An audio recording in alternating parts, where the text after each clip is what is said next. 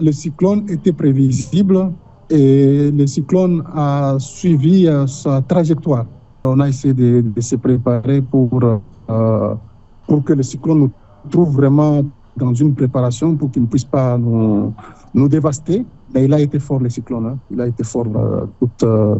Tous ces effets du cyclone qui était un cyclone dévastateur. Ça, c'est ce que je peux dire vraiment, en gros, par rapport à cette réalité que nous avons subie, qui a paralysé l'île pendant 3 heures. On a vécu vraiment un cauchemar par rapport à ces cyclones-là.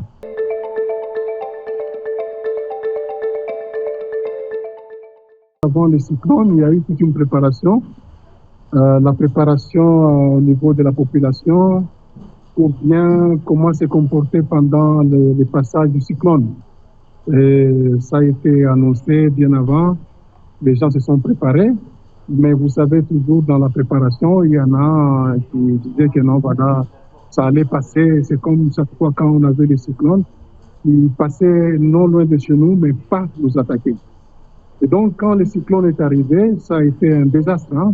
Je vous l'ai dit, le cyclone a frappé toute l'île. 100% de la population a été vraiment touchée par ces cyclones.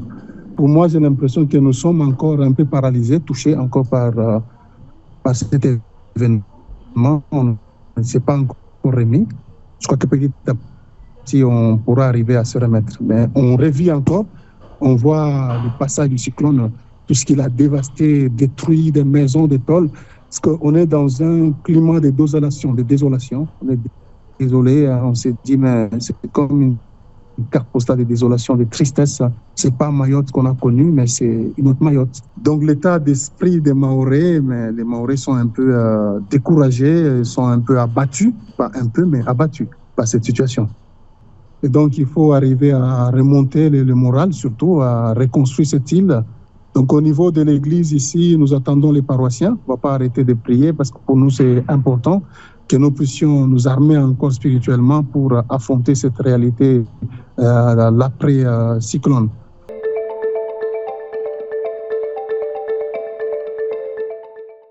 Le besoin le plus urgent, c'est l'eau. Parce que s'il n'y a pas d'eau, on n'a pas d'eau.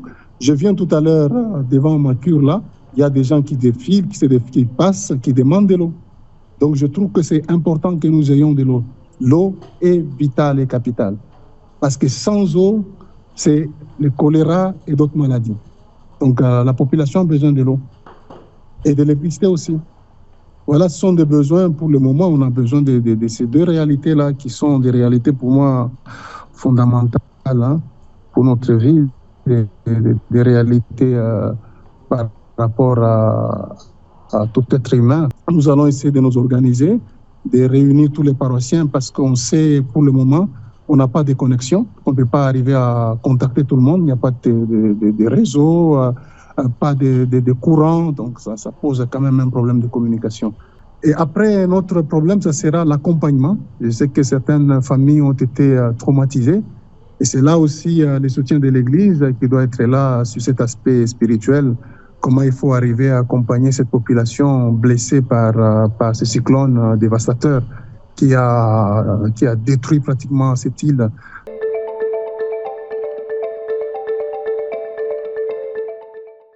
Dans ce contexte, déjà, avant le cyclone, le passage de la veille, c'est pour qu'on soit en union de prière avec toute la population.